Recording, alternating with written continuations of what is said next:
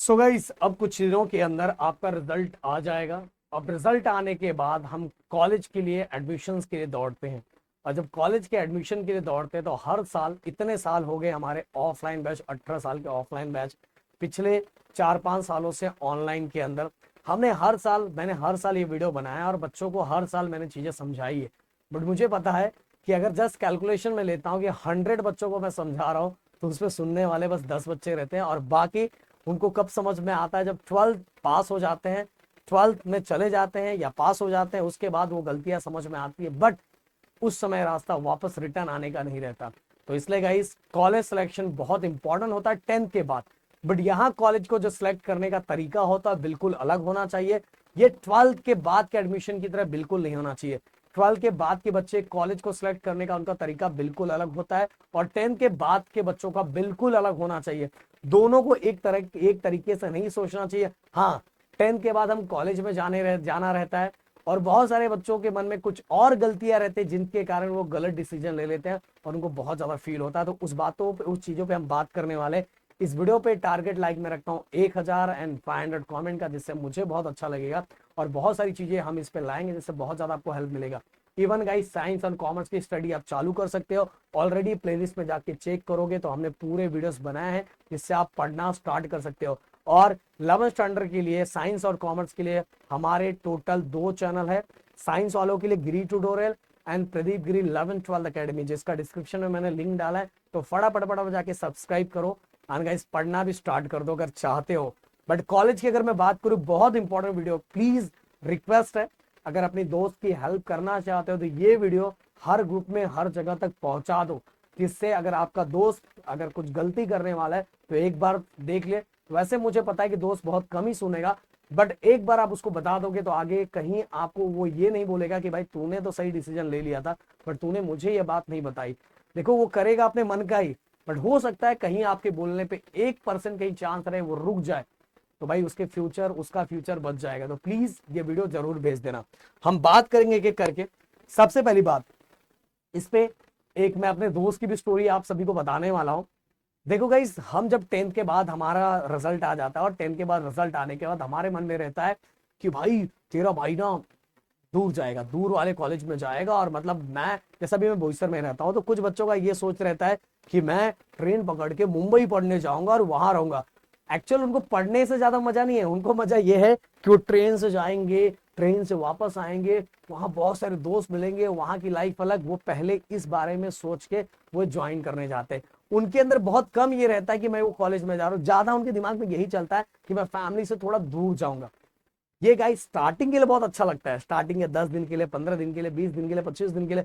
फिर इसके बाद में फील होता है कि वही वहां का 10 बजे का कॉलेज। सुबह हमें जो ये बच्चे यहाँ से जाते हैं तो सुबह 5, 5:30, 6 बजे उठते हैं, ट्रेन के धक्के खाते हुए 2-3 घंटे के ट्रेन सफर में यहाँ से निकलते हैं, या मान लो 2 घंटे के ट्रेन सफर में निकलते हैं, फिर शाम को वही ट्रैवलिंग करके आते हैं। और इसके बाद इतनी बुरी तरह से थक जाते हैं कि ना तो कॉलेज का होमवर्क जो रहता है वो करते हैं, ना तो सेल्फ स्टडी करते हैं। और धीरे धीरे ये हाल हो जाता है कि उनका जो पढ़ाई की तरफ जो अट्रैक्शन रहता है वो धीरे धीरे कम होने लगता है। इसके पीछे का रीजन ये होता है कि गाइस, उनका जो स्टार्टिंग का जो बेस होता है, वो क्योंकि स्टार्टिंग में वो पढ़ते नहीं है, और धीरे धीरे वो जो बेस होता है वो धीरे धीरे वीक होते जाता है, और एक टाइम ऐसा होता है कि उनका इंटरेस्ट कम होना स्टार्ट हो जाता है। मैं एक अपने दोस्त की बात बताना जरूर चाहूंगा। एक मेरा दोस्त था जिसका नाम जरूर नहीं लूंगा मैं। तो वो उसने क्या किया था कि 10th में उसके बहुत अच्छा स्कोर आया था, बहुत अच्छा, और पढ़ने में बहुत स्कॉलर था।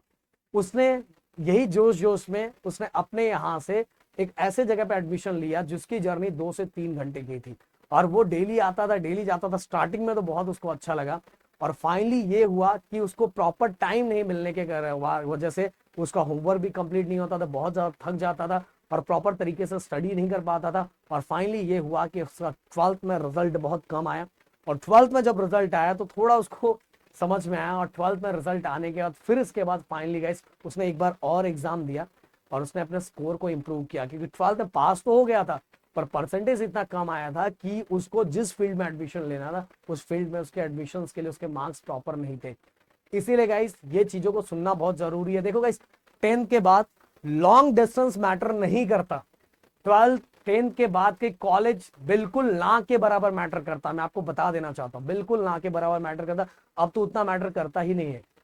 आप सबसे बड़ा मैटर ये करता है कि अगर आप कहीं भी एडमिशन ले रहे हो तो वहां एडमिशन लेने के बाद आपके पास वहां से घर पे आने के बाद या तो वापस आने के बाद आपके पास कितना टाइम बच रहा है पढ़ने का। हाँ, अगर आप बहुत दूर कॉलेज में जा रहे हो, आपके पास बहुत पैसे हैं और अकेले आप रह सकते हो, तो वहां अगर कॉलेज के जस्ट बाजू में आप रूम लेके रहते हो तो भाई अच्छी बात है, तब कोई टेंशन नहीं, तब कोई टेंशन नहीं, तब आप लेके रह सकते हो। पर अगर आप सोच रहे हो कि आप ट्रैवलिंग करके रहोगे तो भाई स्टार्टिंग में कुछ मजा आता है, बाद में आपको अपने आप समझ में आता है यार बहुत बड़ा मैंने गलती कर दिया, मैं घर पे भी नहीं बोल पा रहा हूँ और मैं अब कुछ कर भी नहीं पा रहा हूँ, मैं वापस रिटर्न भी नहीं कर सकता। ऐसे बहुत सारे बच्चों को मैंने देखा है। तो अगर आपके पास बहुत पैसे हैं तो कॉलेज के बाजू में ही हॉस्टल लेके या कॉलेज में या बाजू में रह के आप रह सकते हो। वो भी कुछ दिनों के लिए अच्छा लगता है, बाद में फैमिली से दूर रहना ना बहुत बुरा लगता है। स्टार्टिंग में नहीं मैं फैमिली से दूर जाऊंगा, बट वो कुछ दिनों की बातें रहती है। एक्चुअल ये सभी देखो, अच्छा कॉलेज जो मिलने का मेन रहता है वो 12th के बाद रहता है, कि 12th के बाद हमें दूर दूर जाना पड़ता है, क्योंकि हमें प्लेसमेंट के लिए हम दौड़ते हैं। प्लेसमेंट हमारा अच्छा होने के लिए हम 12th के बाद हमें लॉन्ग डिस्टेंस के जो कॉलेजेस है वो ट्रैवल करना, वो हमें वहां करना ही पड़ेगा। बट यहाँ ऐसी कोई मजबूरी नहीं है।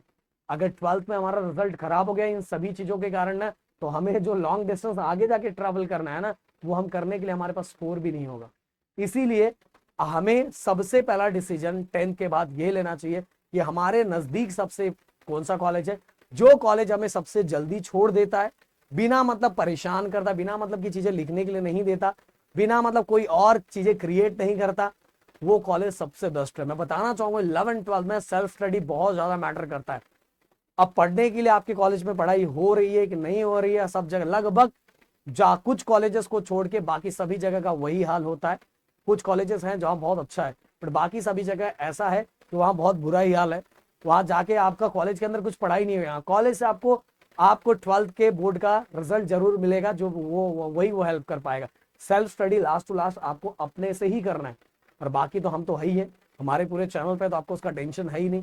इसीलिए 10 के बाद आप एडमिशन ले रहे हो तो पहला आपका रहना चाहिए कि आपके आजू बाजू में जो सबसे नजदीक कॉलेज है वो कॉलेज में एडमिशन लो, जो आपको घर पे जल्दी पहुंचा पाए, जिससे आप घर पे पहुंच के 2-2.5 घंटा रेस्ट कर पाओ, 1 घंटा अगर एक्सरसाइज करते हो तो 1 घंटा एक्सरसाइज कर पाओ, और इसके बाद आपके पास बाकी टाइम बचे कि आप पढ़ाई कर पाओ।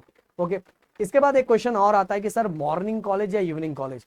जैसे मैंने हमेशा, हाँ, जिन बच्चों के पास ऑप्शन ही नहीं है वो बच्चों का प्रॉब्लम है, बट जिन बच्चों के पास ऑप्शन है कि मॉर्निंग कॉलेज का ऑप्शन है, भाई आप सभी को मैं बोलना चाहूंगा कि मेरी तरफ से मेरा रिव्यू ये है कि मॉर्निंग कॉलेज ही आपको सिलेक्ट करना चाहिए गाइस। हाँ, अगर आपके पास ऑप्शन ही नहीं है सर मेरे इधर तो मॉर्निंग कॉलेज 100 किलोमीटर की दूरी पे है, तो भाई बिल्कुल नहीं, तब तो आपको इवनिंग कॉलेज ही सिलेक्ट करना चाहिए, क्योंकि कुल मिला के वही हो जाएगा आपका।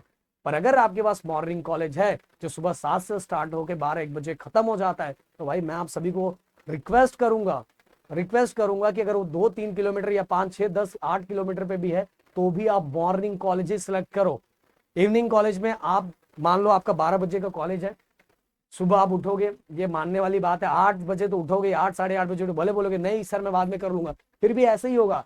8 बजे उठोगे, फिर इधर उधर थोड़ा बहुत करोगे, थोड़े होमवर्क कर लोगे, फिर इसके वो भी कोई बहुत कम करता है, और ट्रैवलिंग अगर 1 घंटे का है, 1-1.5 घंटे की ट्रैवलिंग है, तो उसके पहले 1 घंटे पहले आप तैयार होना स्टार्ट होगे, और करते करते वो सुबह का पूरा टाइम खराब।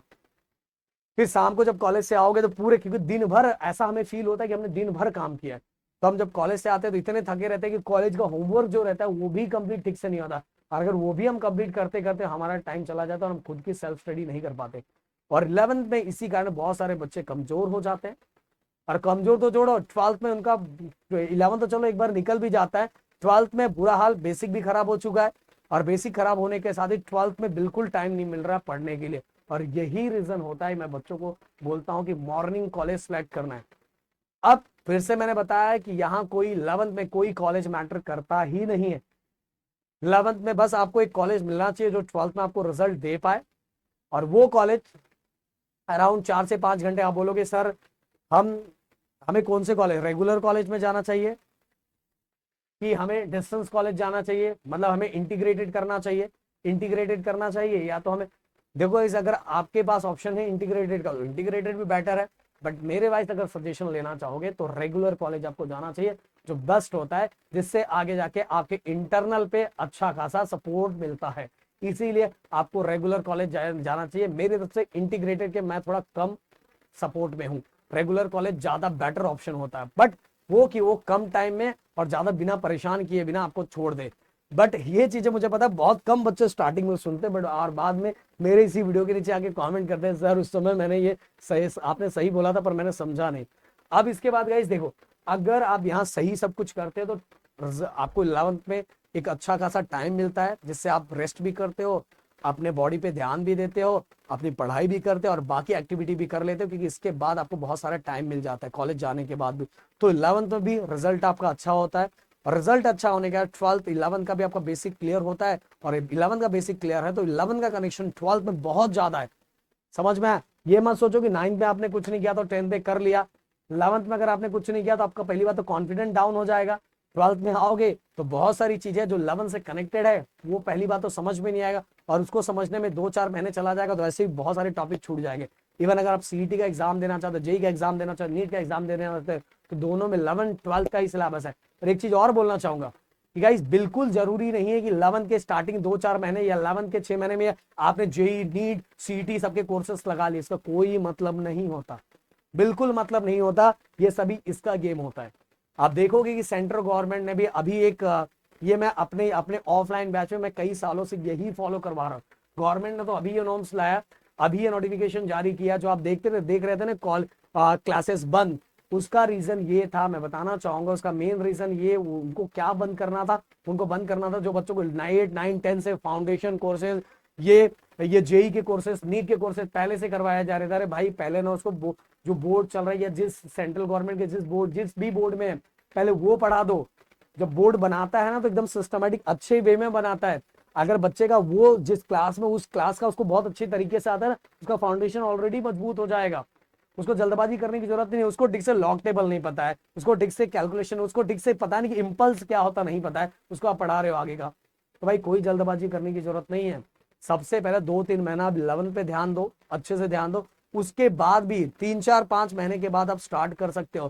पहला बोर्ड सब जो चीजें बनाता है प्रॉपर चीजें सोच समझ के बनाता है। हर साल ऐसा होता था, मैं इंजीनियरिंग में बताना चाहूंगी, बहुत सारे ऐसे बच्चे होते थे, राहुल सर का भी सेम मेरा, बहुत सारे हमारे क्लास में इतना मोटा मोटा बुक लेके आते थे, और जब रिजल्ट आता था ना सबसे ज्यादा केटी उन्हीं बच्चों को लगा रहता था, सबसे ज्यादा सब्जेक्ट में वही फेल हुए रहते थे। तो ऐसा कुछ नहीं होता, समझ में आया? ये सब अभी भी देखोगे बहुत सारे लोगों ने क्लासेस लगवा लिया, वो ये कर लिया वो कर लिया, कोई मतलब नहीं। अभी रेस्ट करने का टाइम है, माइंड को फ्रेश करो। माइंड को फ्रेश करने के साथ ही खुद से थोड़ी थोड़ी पढ़ाई स्टार्ट कर सकते हो, बट इतना जल्दबाजी करने की जरूरत नहीं है कोई। आप देखोगे हर साल वो प्रमोट किया जाता है, उसका रीजन होता है ये, आप समझो। और मैं अपने इधर ऑफलाइन में भी ये नहीं करता, मेरे इधर जब भी ऑफलाइन में एडमिशन होता है तो सबसे पहले मैं 11th में एडमिशन देता हूँ बच्चों को, तो बोलता पहले 11th देखो।